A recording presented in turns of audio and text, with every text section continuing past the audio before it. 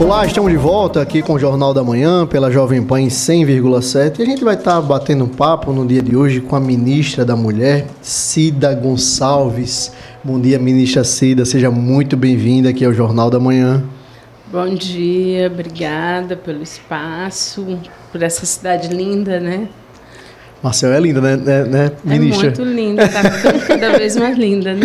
É verdade. Veio pela agenda, mas pode ficar para passear um pouco mais, ministra. Ministra, a gente agradece a sua presença aqui no Jornal da Manhã, pela Jovem Pan e 100,7. Uma temática, ministra, que a gente tem trazido aqui com certa frequência, recorrência aqui no Jornal da Manhã, é a questão do avanço da violência contra a mulher. Na sua avaliação, você que tem esse monitoramento, que vivencia esse ranking diariamente, na sua avaliação, a que se dá essa questão dessa elevação em alguns momentos dessa violência contra a mulher? A coragem de denunciar, mecanismos, por exemplo, como nós temos aqui no Estado de Alagoas, como delegacias da mulher, órgãos especializados. O que é que você vê em relação a essa questão contra a violência na mulher atualmente? Na verdade, acho que são duas coisas, né? De um lado, nós temos a questão do aumento dos serviços, da possibilidade de denúncia, da perspectiva de denúncia, mas a gente também tem um aumento real da violência, né? Seja ela em números ou seja ela no grau de crueldade. Se você for fazer um comparativo entre o que era a violência contra as mulheres há 10 anos atrás e o que é agora, ela é muito mais cruel, né? Você vai ver que no Brasil inteiro nós temos mulheres que estão morrendo queimadas com seus filhos dentro de casa. Meu Deus do né? céu. Nós temos homens, como que aconteceu no Rio Grande do Sul, que matou seu filho para castigar as mulheres. Então você tem um nível de crueldade que está sendo estabelecido. Então, essa é uma primeira coisa. A segunda é por quê? Né? Nós estamos vivendo num momento no Brasil de muito ódio. O que as pessoas dizem que é a polarização ideológica, ela também vem para dentro de casa. Ou a intolerância na rua, no trânsito, ela também vem para dentro de casa. Então, essa é um segundo motivo. E o terceiro é o aumento dos movimentos chamados machosferas, que estão nas internet, ou agora com os legendários, né? Que sobem montanha. Machosferas, ministra? É machosferas. Os bobalhões da internet, machosferas agora. Exatamente, que o que eles mais fazem é pregar o ódio contra as mulheres, né? Então, se você for ver o que é resultado das ações de adolescentes, de muitos homens, tem a ver com isso. E essas mudanças, né, ministra, passam muito também por uma mudança cultural. Então, é algo que precisa ser tratado desses meninos também muito novos, na sua base, né, na educação. E aí, é um trabalho também que é mais complexo também, né? Inclusive, ainda nesse assunto, a senhora esteve aqui ainda já este ano, né, em fevereiro, também esteve aqui, João, para assinar o contrato de repasse de 19 milhões para a construção da Casa da Mulher Brasileira aqui na capital. Na ocasião, inclusive, o governador Paulo Dantas também assinou a adesão ao Pacto Nacional de Prevenção aos Feminicídios. Eu queria que a senhora falasse um pouco também sobre essa ação, né, tão importante, justamente quando se trata nessa questão da violência contra a mulher. A gente tem várias ações do governo federal em parceria com o governo do estado, e uma é essa. A Casa da Mulher Brasileira, ela é um serviço para fazer o atendimento integral às mulheres em situação de violência, né? Então, é a composição de todos os serviços que a Lei Maria da Penha prevê: delegacia, juizado, promotoria, defensoria, abrigo provisório, atendimento psicossocial, autonomia econômica, patrulha Maria da Penha, estarão na casa para atender as mulheres, né? Mas eu acredito, Natália, que efetivamente nós temos uma questão. Eu sempre digo que a questão da violência é uma questão de comportamento, não é de cultura. Porque a cultura é boa, né? A gente está vindo aí com a festa junina. Eu espero voltar para o Nordeste para curtir a festa, para a festa junina. Isso é cultura, né? A questão da violência é uma questão de comportamento. E o comportamento, eu sempre digo assim, nós somos capazes de mudá-lo. Nós mudamos na época da pandemia para sobrevivermos, não foi? Nós mudamos todos os nossos costumes, todas as nossas formas de vivência. Então, isso é possível. Agora, é necessário que a gente invista na educação, que a gente invista nas crianças e no adolescente, mas nós temos que investir no adulto, porque você ensina para as crianças, seja na escola, seja na igreja, um outro comportamento, e chega em casa, a criança vê o pai ameaçando com a faca no pescoço da mãe todos os dias, porque a violência, Natália, é todos os dias. Se você for ver os dados do 180, se você for falar com uma delegada, a maioria das mulheres que sofrem violência é todos os dias. O que nós chamamos de que é quase uma tortura, porque você nunca sabe a hora que o agressor vai chegar, como vai chegar e como que você vai, o que você vai sofrer naquele dia. Então, e esse comportamento nós precisamos mudar agora. É por isso que a gente tem feito a mobilização do feminicídio zero.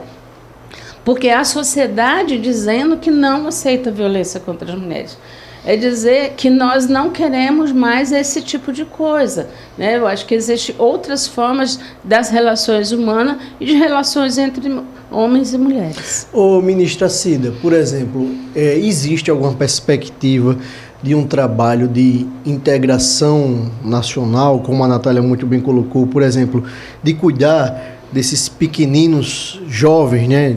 5, 6, 7, 8 anos, lá na primeira infância, que esses meninos, principalmente, que eles vão se tornar os homens, os namorados, os noivos, os maridos, os pais de família. Existe um trabalho nesse sentido, nesse aspecto, que possa justamente traçar esse paralelo entre já o homem adulto, essa educação para esse homem adulto e para esse jovem, essa criança que está realmente começando a vida, e ter essa perspectiva, ter esse olhar de como deve ser tratada uma mulher, de como deve ser o comportamento exemplar de um homem dentro da sociedade para com outro cidadão, independente do seu gênero. Existe alguma perspectiva nesse sentido em relação ao Ministério?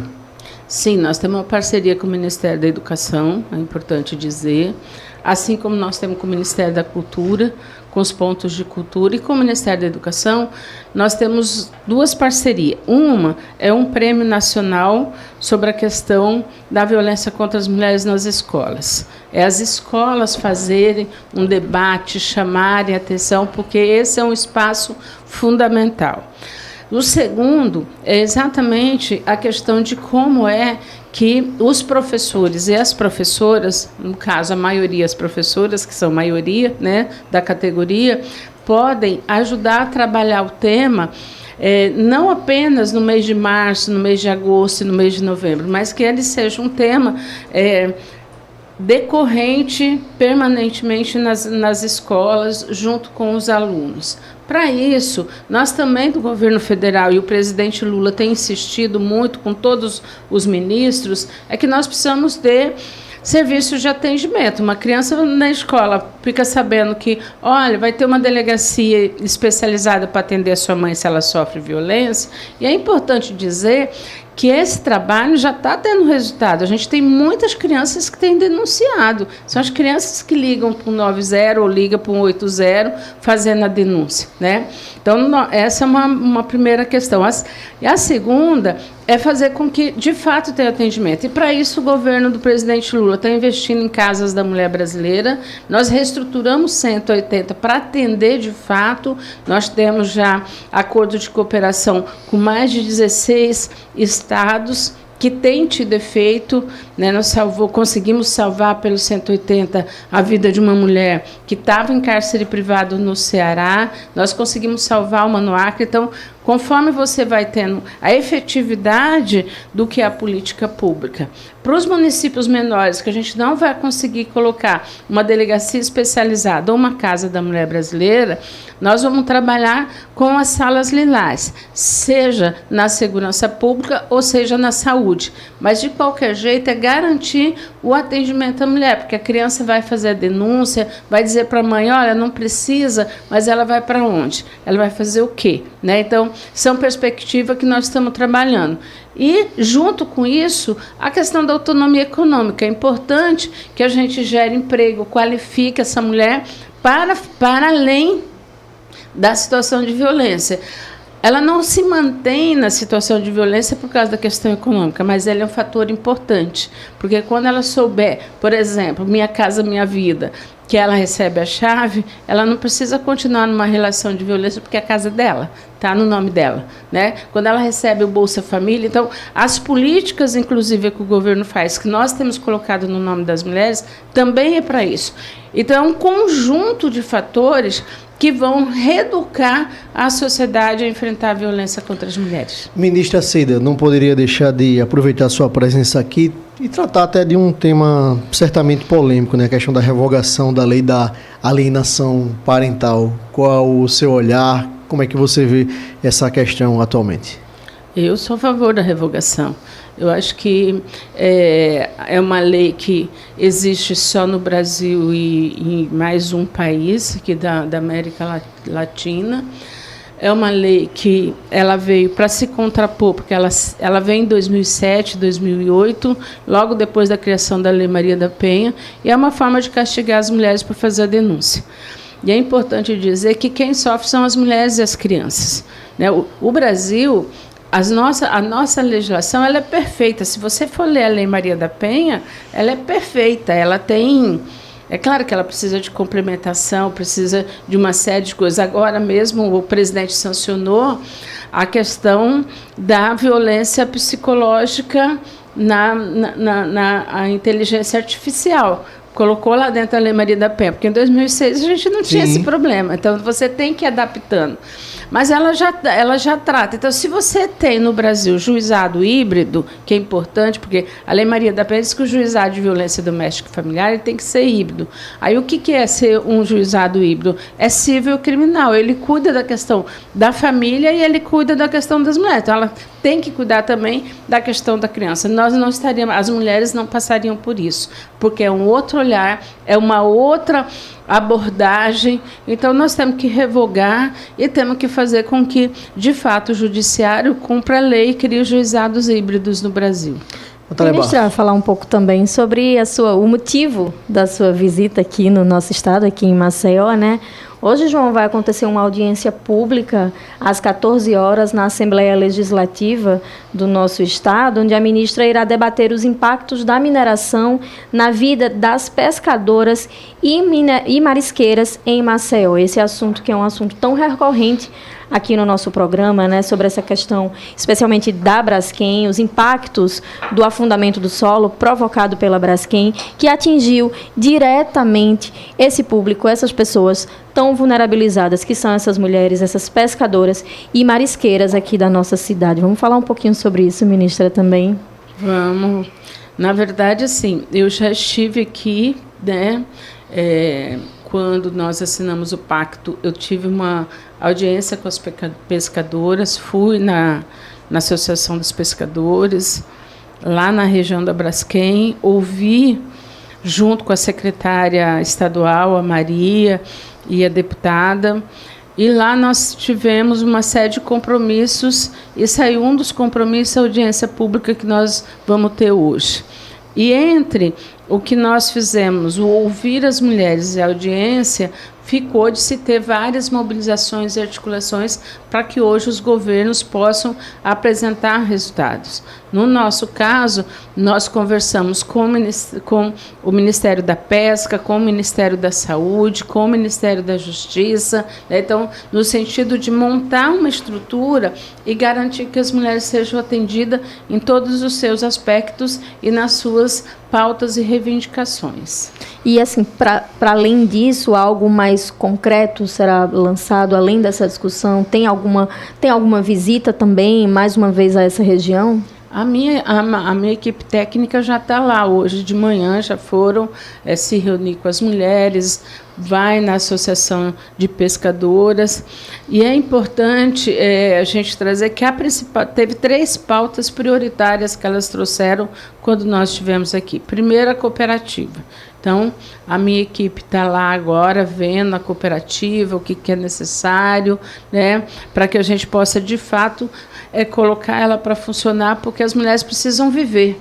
Né? E a grande dificuldade é como é que esse desastre impactou de fato na pesca, no pegar o sururu. Então, esse é o debate que nós queremos fazer hoje, efetivamente. E quais as responsabilidades do governo do Estado, do governo federal, do governo municipal e da empresa, né? Como é que nós vamos trabalhar isso? Ô, ministra Cida, a sensação que a gente tem aqui no estado de Alagoas, principalmente aqui a gente da capital, é de uma omissão completa da Prefeitura de Maceió em relação a esse caso.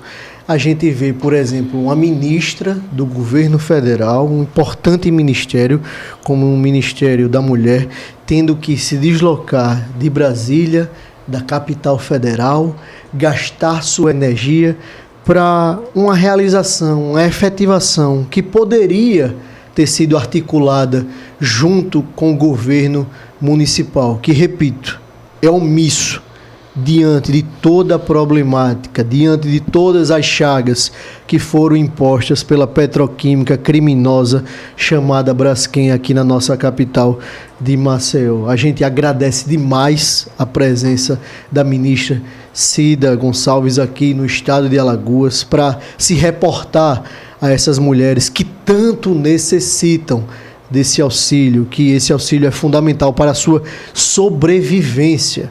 O caso que a gente está se reportando não é de ontem, não é de ontem, é de muito tempo que está acontecendo aqui na nossa capital.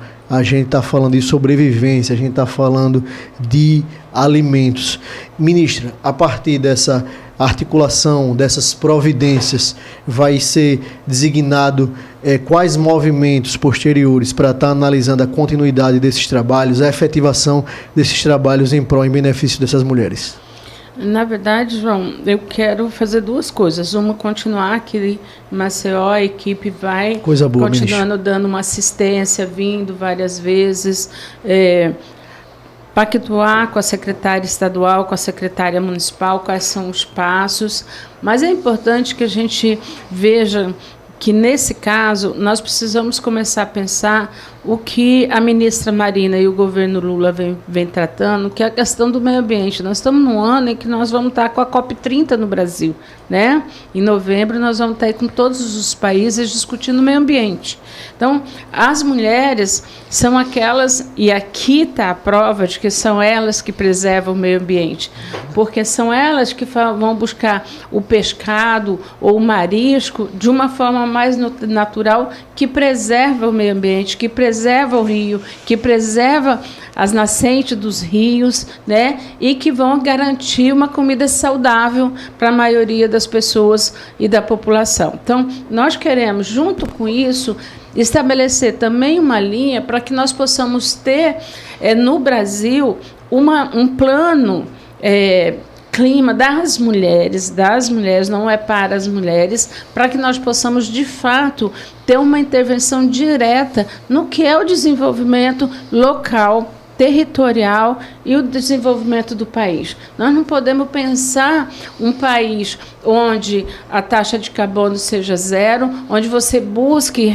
energias renováveis e as mulheres fiquem fora. São elas que produzem as energias renováveis, são elas que vão garantir o carbono zero, são elas que estão no dia a dia, na cidade, na sua casa. Eu sempre digo isso lá para o presidente Lula, que assim, cada mulher, e eu quero aqui dizer para todas as mulheres de Alagoas, cada mulher que planta uma árvore, que cuida dessa árvore, que não deixa essa árvore morrer, está salvando o meio ambiente, está diminuindo os calores, está efetivamente fazendo a diferença no nosso país. A mulher que planta uma hortinha, que planta uma rosa em casa, na verdade ela está construindo e está salvando o meio ambiente.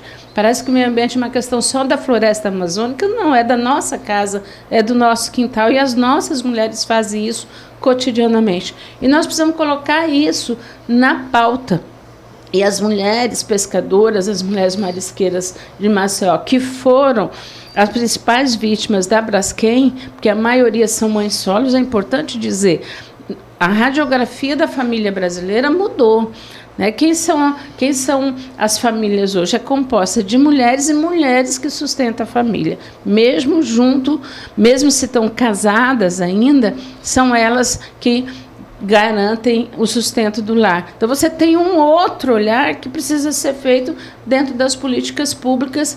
E as empresas também precisam vir. É por isso que a gente tem um programa chamado Proequidade. Agora nós estamos discutindo a lei da igualdade salarial, né, junto com as empresas com mais de 100 funcionários, exatamente por isso. Qual é a responsabilidade que cada empresa tem com o meio ambiente, com o cidadão, com a cidadã e com a mulher? Primeiro, você tem que contratar, mas contratar com salário igual, porque o Brasil, João, o salário é 20,9% a menos. Tudo bem que Maceió é uma das desigualdades menores que tem, mas continua sendo desigual. Então, todos esses elementos nós queremos discutir aqui com Maceió e fazer, desse caso da Braskem, um exemplo futuro do que deve ser a mitigação, a preparação, a organização, para que nunca mais aconteça. Ministra Cida, antes de a gente finalizar a sua participação aqui no Jornal da Manhã, queria que você desse uma pincelada sobre a importância da participação da mulher na política partidária. A gente vê, por exemplo, aqui no estado de Alagoas, somos 9 deputados federais, não temos nenhuma mulher. Nós vemos, por exemplo, na Assembleia Legislativa do estado de Alagoas, um número muito pequeno. Na Câmara Municipal de Maceió, a principal casa legislativa do município, também muito acanhado esse número de mulheres. Então, fala pra gente a importância da participação da mulher, principalmente da mulher legisladora, fazer lei de mulher para mulher. Fala dessa importância pra gente, por favor. Na verdade, ela é fundamental, né, João, porque é ela que... As mulheres, quando a Michelle Bachelet tem uma frase maravilhosa, né? Que quando uma mulher entra na política, a política muda a mulher. Mas quando várias mulheres entram na política, as mulheres mudam a política. Eu acho que eleger o máximo de mulheres é importante. E eu vou dizer que a experiência que eu tenho no governo federal, ela é uma experiência fantástica. A bancada feminina, independente de partido, ela defende as mulheres, as legislações. Nós aprovamos, João, de 2023 até agora, mais de 30 leis, seja de violência, a lei da igualdade salarial. Então, você tem diversas leis que são aprovadas com um outro olhar, que é o olhar das mulheres. Então, é importante ter a participação das mulheres. É importante que as mulheres tenham coragem de enfrentar a estrutura partidária, porque não é fácil. É verdade. Quando você vai colocar seu nome à disposição, as mulheres nunca são as candidatas prioritárias, elas são as que menos recebem recurso, e ainda assim, agora, é para cumprir a cota. Nenhuma mulher quer cumprir cota. As mulheres querem serem eleitas. Verdade. Serem protagonistas. Serem protagonistas. Nós estamos reconstruindo a história da humanidade, não é só do Brasil, a partir de outros parâmetros, né? Então, assim, acho que a importância ela é fundamental, porque vai mudar toda a política. E aí eu quero dizer que a gente está tendo um grande problema no país, que é a violência política de gênero. Eu não posso deixar de falar disso. Sim, isso tirou muitas mulheres, por exemplo, de concorrer a candidatas a prefeitas. Nós tivemos uma diminuição. Nós éramos 35 prefeitas, nós passamos para 29 no nosso país. Então, é um processo, e se você for ouvir as 29, independente de partido, de que se é de direita ou de esquerda, todas elas passaram pelo mesmo problema, a violência política de gênero. E, geralmente, é com a questão das redes sociais e da inteligência artificial. Por isso a importância da legislação, de uma regulamentação básica das redes sociais, que não permita que as mulheres sejam expostas. Porque quando os homens, eles são corruptos. Mas quando as mulheres, elas não prestam, elas são vagabundas. Aí fala do marido, fala da mãe, fala da filha. E o que as mulheres falam? Falam, tudo bem, enquanto é comigo, está tudo bem. Mas quando é com a minha família, aí eu não consigo mais continuar. Então, nós precisamos fazer um trabalho de pensar um sistema de regulação das redes sociais que não permita que as mulheres passem por isso cotidianamente. Você deve passar, porque as mulheres que hoje têm voz, todas as mulheres que hoje têm voz, ministro, têm liderança, tem passado por essa situação. E essa é uma forma que os movimentos machosfera têm de tirar as mulheres dos espaços de poder. E espaço de poder é você poder falar, é você ser uma jornalista, é você poder ser uma influencer, é você ser uma parlamentar, é você ser uma prefeita, é você ser uma ministra de Estado. Isso é espaço de poder. Então, o teu poder de fala é que te coloca em algum lugar. E o que eles querem é nos tirar desse lugar. Ministra da Mulher do governo federal, da gestão do presidente Lula, Cida Gonçalves, quero agradecer demais a sua participação aqui no Jornal da Manhã. Falar dessas temáticas são extremamente importantes para a sociedade brasileira, alagoana como um todo. A gente quer reiterar o convite público para que a senhora esteja aqui novamente conosco, assim que estiver em Maceió novamente, e quero deixar um espaço para as considerações finais. Eu quero agradecer esse espaço, né, na Jovem Pan de Maceió, dizer que o Ministério está à disposição. Eu quero voltar sim, mas que nós queremos fazer. Eu acredito muito na humanidade, eu acredito muito nas pessoas. E eu acredito, então, que é possível a gente ter uma outra sociedade onde a violência não seja o principal tema, né? Que a igualdade e a democracia seja o princípio de qualquer relação humana. Que bom ouvir isso de uma ministra de Estado nesta segunda-feira, né? Acalenta as nossas almas e nos dá mais esperança para seguir.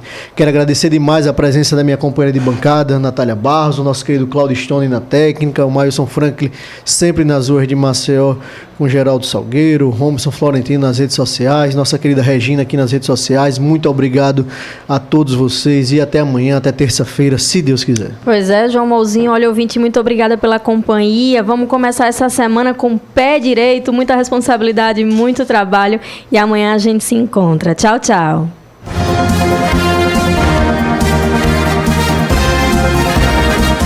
Você ouviu Jornal da Manhã.